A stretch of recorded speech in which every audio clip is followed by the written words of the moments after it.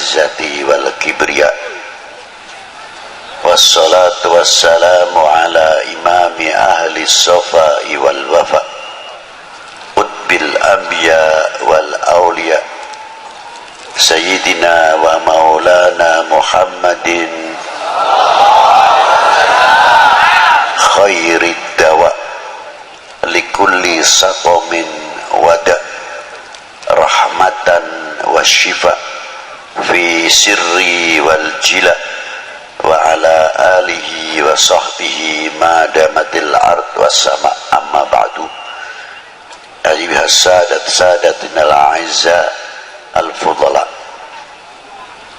yang saya banggakan dan yang wajib saya cintai, saya hormati para sesepuh, bini sepuh, para alim ulama, para ajengan, hapunten anu seueur bising sing abdi henteu tiasa nganebatkeun salah hijina, lain kurang ngahormatan atau kurang mahabbah tisim kuring. Yang saya hormati Bapak Kapolda Banten, Bapak Wakapolda Banten, jajaran Kapolres, dan yang saya hormati Bapak Danrem. Danrem berapa Pak? 064 beserta para bapak-bapak dandim, dan yang saya hormati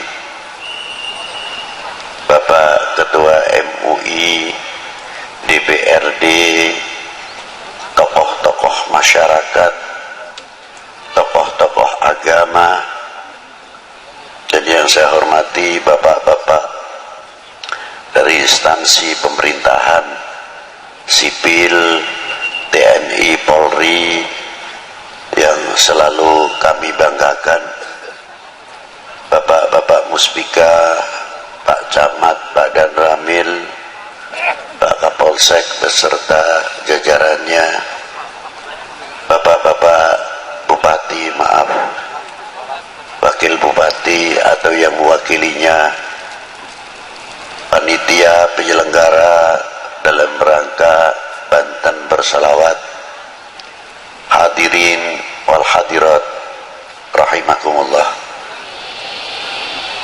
Saya tuh sebetulnya sudah aras-arasan cek Sunda mameureun hati teh teu geunah bade dongkap ke Banten. Punten wae bising Sundana kasar sebab abdi teh urang Pekalongan. Jadi bising aya nu salah-salahnya hampunten we ka abdi. Ulah kirang-kirang. Para bapak, para ibu, karena apa? Tidak apa-apa, karena saya fisiknya itu kurang baik, tapi mendadak saya takut kalau dimarahi oleh Maulana Hasanuddin Banten, takut kalau dimarahi Maulana Yusuf, lebih-lebih ayahnya Maulana Hasanuddin Banten, Qutbil Aqtab Sayyidi Syekh Maulana Syarif Hidayatullah. Maka saya memohon dengan Allah, tawasul kepada beliau. Alhamdulillah, saya habis sholat Jum'ah jam 2, maghrib lebih sedikit jam 6:15 sudah masuk ke Cilegon. Itu diantara karomah para sesepuh di Banten ini. Ma'asyiral muslimina wa rahimakumullah. Apa sih sebenarnya sholawat itu? Kalau orang baca sholawat sudah banyak yang mengerti. Mungkin sholawat nariyahan, mungkin sholawat munjiat, dan sholawat-sholawat yang lain. Sholawat dengan ayatnya yang sangat terkenal, sangat populer, innallaha wa malaikatahu yusalluna 'alan ayyuhalladzina amanu sallu alaihi wa sallimu taslima. Ditafsirkan oleh Ibnu Hajar Qadil Iyad dalam kitabnya Asy-Syifa yang dikumpulkan oleh Sayyidi Syekh Muhammad Yusuf atau Sayyid Yusuf An-Nabhani di dalam kitab Sa'adatud Darain. Diterangkan oleh Ibnu Hajar Al-Haytami Al-Asqalani dan Syekhul Islam Imamun As-Subki dan Abu Bakar Jalaluddin As-Suyuti, tokoh-tokoh yang sangat ma'ruf, menafsirkan innallaha wa malaikatahu yusalluna 'alan nabi. Selawatnya Allah kepada baginda Nabi khususiyah, berbeda selawatnya Allah Ta'ala yang diberikan kepada nabi-nabi terdahulu sebelum Nabi kita Sayyidina Maulana Muhammad sallallahu alaihi wasallam.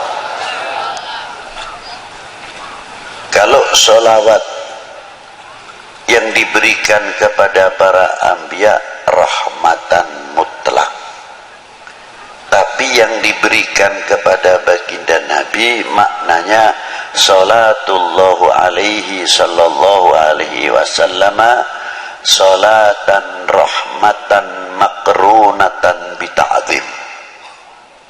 Berbeda sekali.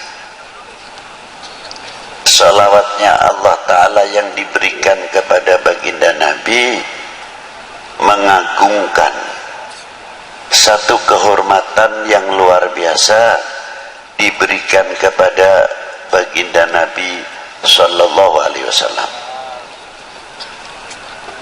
Lautan rahmat yang tiada bertepian,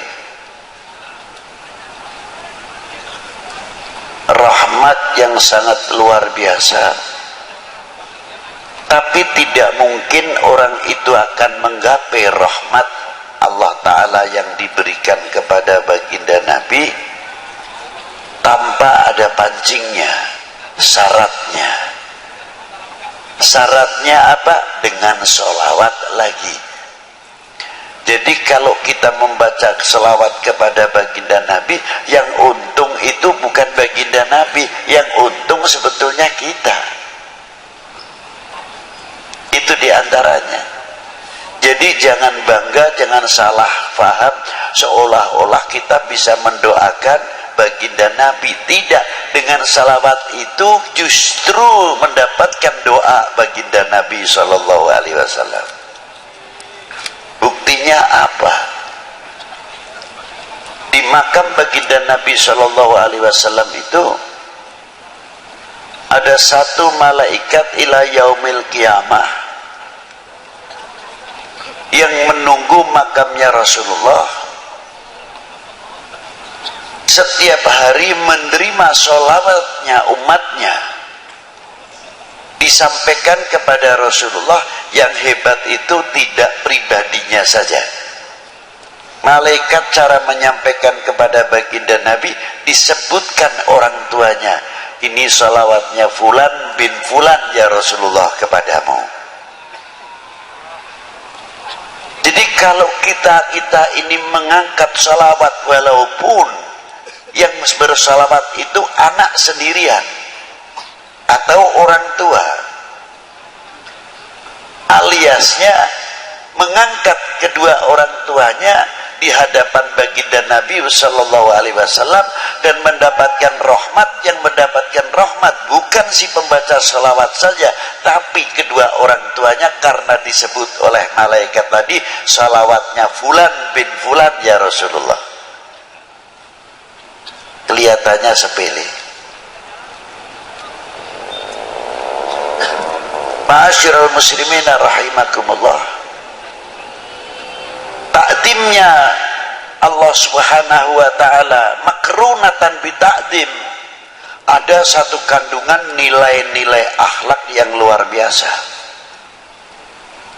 Di antaranya apa? Allah Ta'ala memberikan satu contoh nilai akhlak, nilai adab. Karena tadi makrunatan bita'dzim. Apa di antaranya? La taj'al du'a ar-rasul bainakum kadu'ai ba'dukum ba'da. Jangan engkau memanggil kepada kekasihku ini sebagaimana engkau memanggil sesamamu. Allah Ta'ala tidak pernah memanggil dengan kalimat nida, ya Muhammad atau ya Ahmad. Tidak ada itu.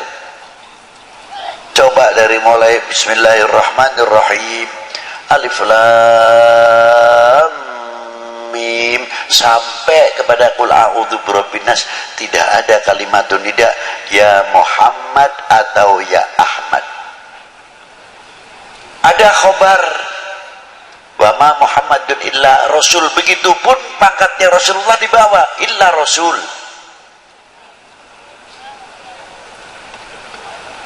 Ada akhir suratul Fatah, Muhammadur Rasulullah walladzina ma'ahu asyidda'u 'alal kufar ruhama bainahum tarahum ruk'an sujadan yabtaghuna fadlan minallahi wa ridwana. Disebut juga Muhammadur Rasulullah, pangkatnya di bawah. Ini khobar, bukan nida ya Muhammad, tidak. Tapi panggilan Allah Ta'ala yang langsung kepada baginda Nabi Shallallahu Alaihi Wasallam yang dipanggil apa? Yasin, Toha, ya ayuhan Nabi, ya ayuhan Rasul, ya Mudaththir, ya Muzammil, dan lain sebagainya, kebesaran asma'un Nabi Sallallahu Alaihi Wasallam.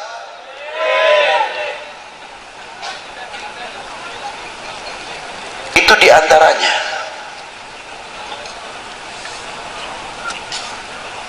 Maka kita dididik oleh Allah Ta'ala, jangankan kepada baginda Nabi Sallallahu Alaihi Wasallam, yang kepada kita sendiri, bagaimana cara menghormati antara sesama kita.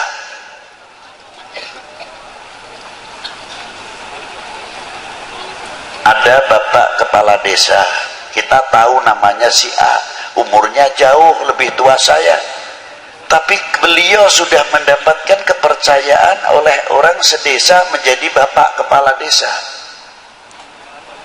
Kalau saya tidak memberikan contoh yang baik, walaupun beliau lebih muda, umpamanya namanya si Fulan, kita harus menyebut Bapak Fulan mau kemana, Bapak Fulan dari mana. Inilah nilai-nilai akhlak. Kalau sudah kita saling menghormati, orang awam akan bertanya, akan berbicara, tuh ajengan yang begitu sepuh saja, tuh Habib yang begitu sepuh saja menghormati kepada kepala desanya, padahal kepala desanya pantasnya anaknya, tapi begitu hormatnya. Inilah meningkatkan kewibawaan daripada nama desa itu sendiri. Tapi kalau kita sudah memanggilnya, Fulan mau ke mana, Fulan badai ke mana, atau badai tindak pundi, apa ngendi, dan sebagainya, secara tidak langsung menjatuhkan kewibawaan pimpinan-pimpinan yang ada di dalam desa itu, walaupun dalam skup yang kecil. Itu hebatnya. Maka Allah Ta'ala selalu memberikan bimbingan, tuntunan terus kepada umat baginda Nabi Sallallahu Alaihi Wasallam. Ini contoh yang luar biasa. Yang kedua, makna sholawat terhadap wa ala ali Sayyidina Muhammad. Ini pertama kali turun ayat innallaha wa malaikatahu yusalluna 'alan nabi ya ayyuhalladzina amanu sallu 'alaihi wa sallimu taslima. sahabat Ka'bil Akhbar bertanya kepada baginda Nabi, kaifa nusalli alaika ya Rasulullah. Hebatnya sang penanya, tidak menggunakan memunculkan ego atau akuisme, menggunakan kalimah nahnu. Kaifa nusalli, bukan kaifa usalli alaika ya Rasulullah, tidak. Kalau begitu para sahabat alim juga. Satu kalimah jamak menunjukkan akhlak wal adab. Kalau bahasa Jawa, panjenengan, panjenengan dalam. Halusnya kalau dalam bahasa Arab selain antum, samahatikum, saadatikum, itu kromo inggil, bahasa yang tinggi. Ila hadratis samahat fulan syekhona wa ustadina sayyidi syekh fulan bin fulan. Itu diantaranya. Nah, kita dipanggil seumpamanya ketemu dengan teman-teman, antum dari mana? Bukan ente sing tinggi, bukan, tapi antum dari mana? Ini halus. Kalimah panggilan antum akan berdampak yang hebat kepada ikhwanuna wa asgharina, kepada anak-anak, sebab menggunakan kalimah antum. Yang kedua, menggunakan kalimah nahnu mutawadian, untuk menunjukkan ketawaduan. Seseorang tidak pernah menggunakan ana. Ana ini bisa digunakan tertentu, tapi kalau ahlul akhlak wal adab bahkan menyebutkan al-faqir indallah, bukan indanas. Sebab ada menggunakan kalimah al-fakir bisa untuk mengundang pangkat alim. Sebabnya apa? Rata-rata orang alim biasanya menyebutkan dirinya al-fakir. Maka dari itu supaya saya dipanggil alim, maka menyebut diri saya al-fakir supaya dipanggil alim. Nah itulah, itu kita ketipu dengan dirinya sendiri. Padahal yang dimaksud di sini al-fakir indallah. Al-fakir indallah. Itulah sahabat Ka'ab dengan rendah dirinya di hadapan sang maha guru, ialah baginda Nabi sallallahu alaihi wasallam. Kaifa nusalli alaika ya Rasulullah. Mengapa menggunakan kaifah alaika bukan alaikum? Di sini menggunakan mukhatab istikhdhariyah. Seperti pada waktu kita sholat, at-tahiyyatul mubarakatus salawatut thayyibatu lillah. Assalamu alaika, ketika mengucapkan assalamu alaika seolah-olah kita berhadapan dengan baginda Nabi sallallahu alaihi wasallam. Ini disebut mukhatab istikhdhariyah.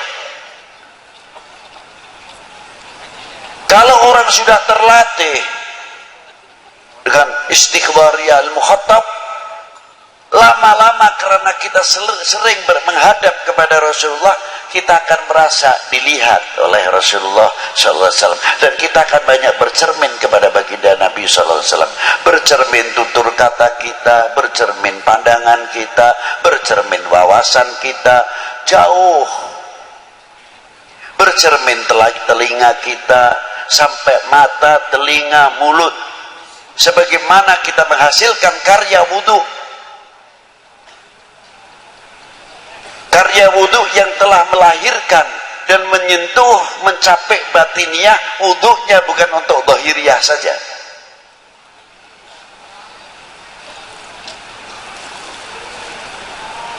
Muka kita ini belajar di wudhu setiap hari.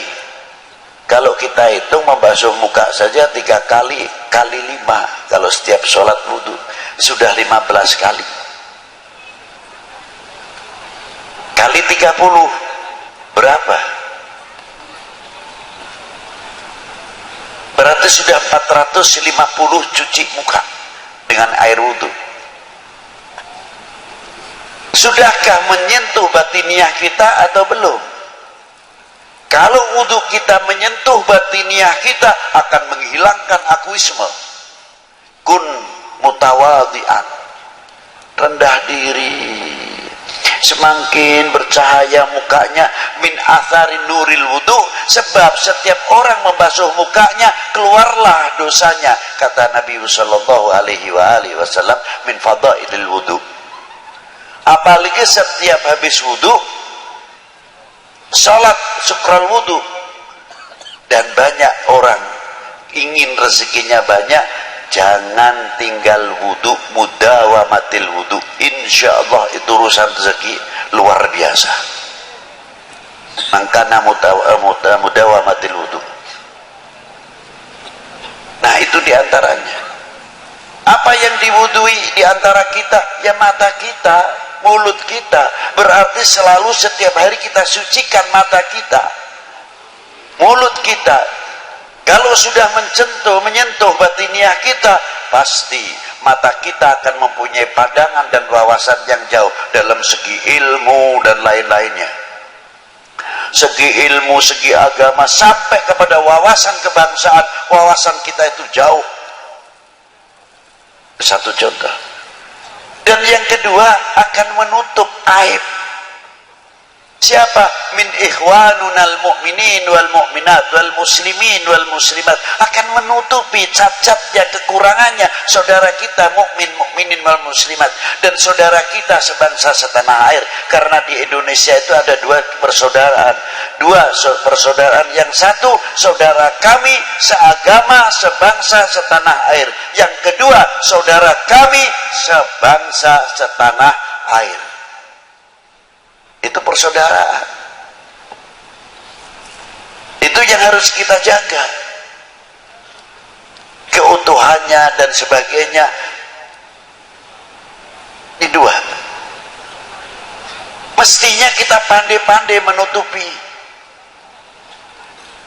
Bukan berarti kita mendiamkan kejelekan atau keburukan, kesalahan, tidak. Kita nasihati sendiri. Jangan sampai orang lain, bangsa lain bertepuk untuk kita, karena kita membuka kekurangan-kekurangan apa yang ada dalam umat ini atau dalam bangsa ini. Di mata ini tugasnya. Yang kedua, telinga mempunyai filter, bisa memisahkan mana yang akan menjadikan pecah belahnya umat ini dan pecah belahnya bangsa, pecah belahnya keluarga, pecah belahnya tetangga, pecah belahnya kampung. Kalau ada berita-berita yang akan mengakibatkan kita berseberangan, saudara terkadang sekandung atau saling atau sesama tetangga, tapi telinga ini sudah mempunyai filter yang selalu bercermin kepada baginda Nabi SAW. Dengan air wudhu tersebut akan bisa menepis hal-hal yang berakibat perpecahan antar sesama kita. Itu telinga tugasnya kalau diwudhui. Tutur kata kita juga bagian yang diwudhui, pasti insya Allah akan banyak meniru bagaimana tutur kata baginda Nabi Sallallahu Alaihi Wasallam. Satu contoh aja yang ringan, Pak. Kalau kita makan saking asyiknya, biasanya satu butir nasi itu ada yang ketinggalan di sini, atau di japangnya, atau di mana nih kumisnya. Sudah cuci tangan, terkadang kita tidak sadar, kita melihat, ya Allah, itu orang tua lagi, itu nasinya ada satu butir yang di sini. Kalau kita langsung menegur, tersinggung, Pak, itu ada nasinya gimana? malu paling tidak. Segi nilai akhlak kurang baik, walaupun toh itu benar. Tapi orang yang pakai diplomasi, Pak, Bapak tadi punya peliharaan kambing, adalah salah satu yang belum dimasukkan, Pak. Ini orangnya cerdas. Iya, ya, belum, baru sambil begini, sambil masukkan satu butir nasi itu tadi. Alhamdulillah, sekarang sudah aman saya masukkan. Akhlak luar biasa. Di antaranya lagi, orang menutupi aib saudara kita. Ada seorang perempuan, tinggi besar, masuk ke rumahnya Khatimul Asam. Entah itu waing, entah itu keberatan badannya, naik ke tingkatan rumah, dari beratnya bawah ikut bicara, prop gitu, kentut istilahnya. Ini perempuan malunya luar biasa, tersipu-sipu, pucat dari rasa malunya. Khatimul Asam kebetulan di situ sambil baca kitab asyik. Akhirnya, Assalamualaikum. Khatimul Asam tidak menjawab, pura-pura nggak dengar. Maka disebut Asam itu tuli. Karena apa? Karena itu menutupi aib perempuan itu tadi. Sampai Assalamualaikum enggak. Setelah kitabnya diberikan keras, Assalamualaikum, baru Waalaikumsalam gitu. Perempuan itu terus sadar, Alhamdulillah saya keras bersuara, beliau baru dengar. Berarti saya tadi kentut itu beliau tidak dengar saya. Alhamdulillah, lega hatinya. Jam itu Allah Ta'ala membuka pintu rahmatnya. Khatimul Asam diangkat oleh Allah Ta'ala menjadi walinya, sebab menutupi aib saudara mukmin kita. Itu asal usul terkenal Khatimul Asam. Ma'asyiral muslimin rahimakumullah. Dan selanjutnya sampai tangan yang diwudui, kaki yang diwudui. Kalau umat Islam benar-benar tangan yang sudah suci ini, ya maaf saja, tangan yang sudah bersih, menjalankan sholat 5 waktunya baik, tutur katanya baik, mukanya tabassum baik, dan lain sebagainya. Mungkin tangan yang bersih ini tidak mau kalau diajak korupsi. Sebabnya apa? Setiap hari sudah dibersihkan. Tapi karena kurang mendalami babul wudhu sama babul sholat, ya terkadang terpaksa menjadi oknum karena tidak tahu cara athar min atharil wudhu itu tadi. Nah, sahabat Ka'ab tersebut kita kembalikan kepada beliau dengan kalimah nahnu. Rasulullah menjawabnya apa? Qulu Allahumma salli ala Muhammad wa ali Muhammad. Jawabnya, pertanyaannya nusolli alaika, yang menjawab qulu. Karena ada apa? Apakah itu Rasulullah karena berdasarkan pertanyaannya Ka'bil Ahbar? Tidak. Berdasarkannya ayat juga, kalimahnya jamak. Ya ayyuhalladzina amanu sallu, maka Rasulullah di sini menjawabnya qulu. Sahabat Ka'ab pun tahu karena perintahnya Allah, ya ayyuhalladzina amanu sallu alaihi wasallimu taslima, maka kaifa nusalli alaika. Itu hebatnya antara sahabat dengan baginda Nabi sallallahu alaihi wasallam. Komunikasi yang sangat indah. Ananiyahnya, akuismenya sahabat Ka'ab tidak ada. Rasulullah pun memberikan contoh pada waktu kaifa nusalli alaika ya Rasulullah. Rasulullah berdiam, tidak langsung menjawab, diam dulu. Setelah berapa saat Rasulullah membacakan salawatnya, Allahumma salli ala Muhammad wa ala ali Muhammad kama shallaita ala Ibrahim wa ala ali Ibrahim. Tidak menggunakan sayyidina. Sahabat Ka'ab sebagai murid sedang dituntun dibimbing oleh sang guru, apa adanya. Rasulullah memberikan satu contoh, Allahumma sholli ala Muhammad, murid pun mengikuti Allahumma sholli ala. Tapi ketika keluar, sahabat Ka'ab tetap menggunakan kalafdu siyadah bidalil ana sayyidi waladi Adam. Loh, makanya sahabat penambah berani kalimah lafdu siyadah sayyidina Muhammad wa ala ali sayyidina Muhammad. Lafdul kalimah ali maknanya fi maqamati doa, bukan khusus untuk keluarga Nabi saja, tapi kalimah wa ala ali adalah untuk ummah Sayyidina Muhammad sallallahu alaihi wasallam. Indah maqamati doa. Jadi kalau kita membacakan sholawat, kita terkait dengan al-mu'min akhul mu'min, khususnya al-muslim akhul muslim. Allahumma sholli ala Sayyidina Muhammad, Allahumma sholli ala Sayyidina Muhammad. Mungkin yang di Pekalongan, yang di Jawa Timur jauh mendapatkan semuanya ini. Sana yang sedang membacakan sholawat, kita pun mendapatkan, bukan di sini saja, bahkan fil alam mendapatkan, masuk fi maqamati doa Allahumma sholli ala Sayyidina Muhammad wa ala ali Sayyidina Muhammad. Jadi sholawat itu tali silaturahmi kepada Nabi, tali silaturahmi kepada keluarga Nabi, tali silaturahmi ma bainal akhwainil ummah wal ummah, al mu'min wal mu'minah wal muslim wal muslimah. Di sini masih terkait dalam as-shalah. Makanya saya kagum sekali kok ada Banten bersolawat. Saya tidak heran, itu luar biasa.